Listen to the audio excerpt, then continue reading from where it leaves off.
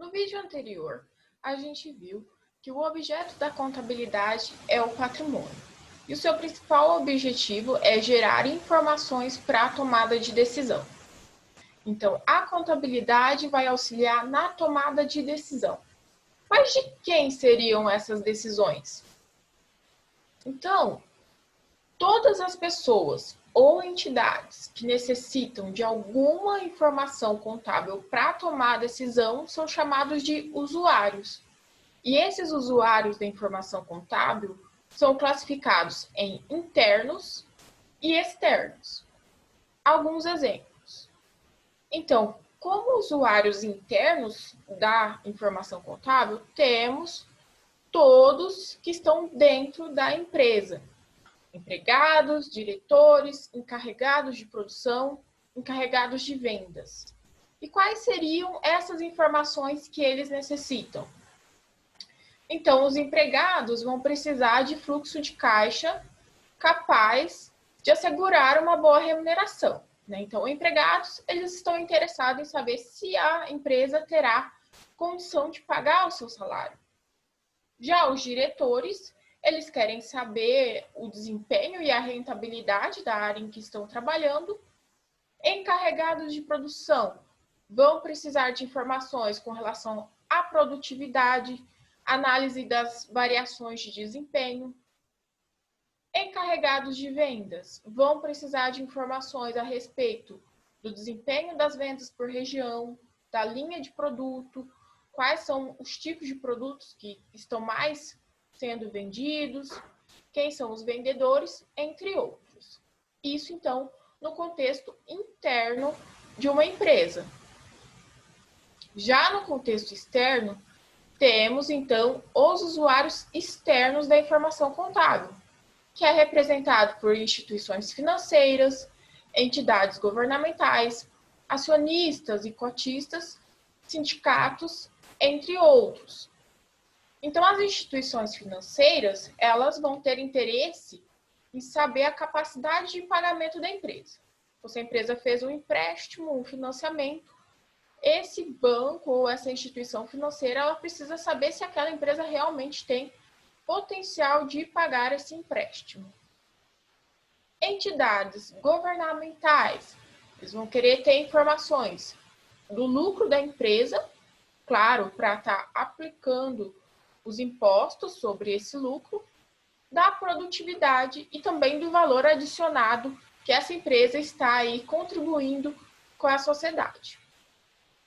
Acionistas e cotistas, eles querem ter informações a respeito do retorno sobre o capital investido.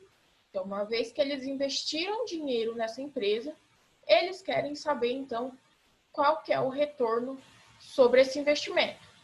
E sindicatos também querem saber a respeito do fluxo de caixa futuro e de rentabilidade. Entre outros, usuários externos da informação, como, por exemplo, fornecedores, entre outros. Então, a função da contabilidade é produzir informações úteis aos seus usuários para a tomada de decisão. Então, a contabilidade vai gerar informações para todos esses usuários, tanto internos à empresa, quanto externos à empresa.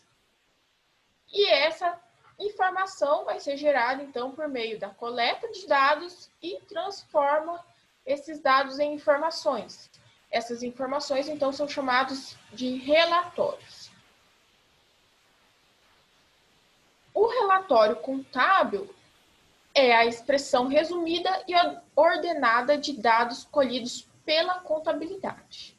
Então, ele vai ter como objetivo relatar às pessoas, aos usuários da informação que utilizam esses dados, que precisam, quais foram os principais fatos registrados por aquele setor em determinado período. Então, o relatório contábil, ele vai trazer toda essa informação de forma organizada a fim de auxiliar esse usuário a tomar uma boa decisão. E os relatórios contábeis, eles são divididos em obrigatórios e não obrigatórios. Os relatórios que são obrigatórios são aqueles exigidos por lei. Então, eles são conhecidos como as demonstrações financeiras e são exigidos na totalidade, então, para as sociedades anônimas e parte deles estendida a outros tipos societários através do imposto de renda. Então, conforme o tipo societário da empresa, a legislação vai obrigar, então, que ela faça e publique essa demonstração financeira para todos os usuários. Já os relatórios contábeis não obrigatórios são aqueles que não são exigidos por lei, o que não significa que sejam menos importantes.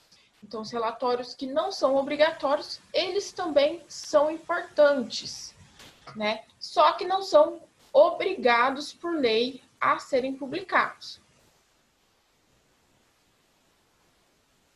Alguns exemplos de demonstrações financeiras aqui que são obrigadas a serem publicados por lei, né? Então, algumas exigências, né, principalmente para empresas, companhias abertas, que é, então, publicar ao término de cada exercício social, e daí esse exercício social é um período de tempo que pode ser um ano ou um trimestre, né? Então, depende aí de como a empresa termina o seu exercício social e faz o levantamento das demonstrações.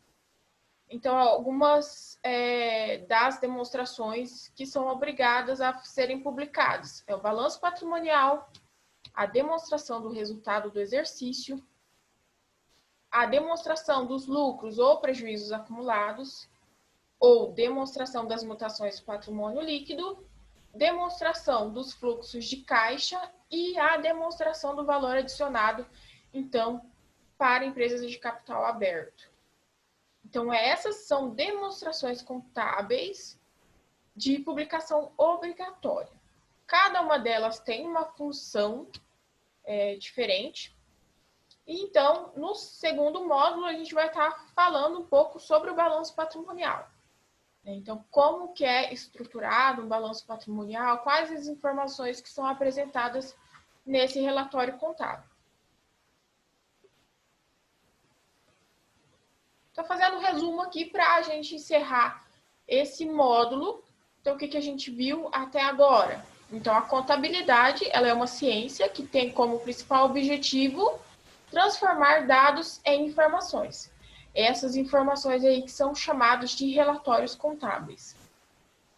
E esses relatórios vão servir para tomada de decisão.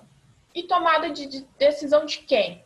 Dos usuários dessa informação, que podem ser tanto usuários internos, que são aquelas pessoas que estão dentro da empresa, como funcionários, diretores, entre outros, e usuários externos que então estão fora da empresa, como fornecedores, instituições financeiras e o governo, sindicatos, entre outros.